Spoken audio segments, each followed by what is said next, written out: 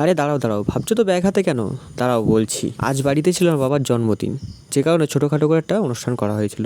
তার জন্যই আজকে সকাল সকাল বেরিয়ে গাড়িটা দিদির বাড়ি যেতে হবে এবার। আর দিদি বাড়ি আসতেই দেখি দিদিরা তো এখনো ঘুমের থেকেই ওঠেনি। তারপর দিদি বাড়ি থেকে সোজা চলে আসলাম আমাদের বনগাঁ টাও বাজারে মাছ কিনবার জন্য।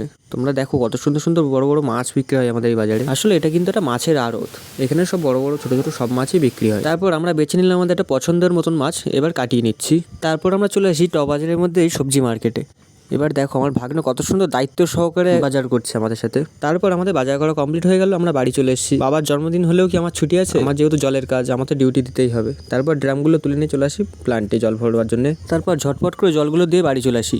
এবার দেখো কত সুন্দর সুন্দর রান্না হয়েছে আমাদের বাড়ি। আর তোমরা যেসব রান্নাগুলো দেখছো এগুলো সবগুলোই কিন্তু আমার বাবা রান্না করেছে। আর যেহেতু বাবার জন্মদিন সেই জন্য স্পেশালি বাবাই রান্না করেছে। বাবা বললো যে আমিই রান্না করছি আজকে। আর এত কিছু খাওয়ার পরে যদি একটু ঠান্ডা না হয় ঠিক জমে না, সেই জন্য আমি চলে গেলাম স্কুটিটা নিয়ে বাজারে ঠান্ডা জিনিস আনতে। আর আমি বাড়ি এসে দেখি মোটামুটি সবাই খেতে বসে পড়েছে।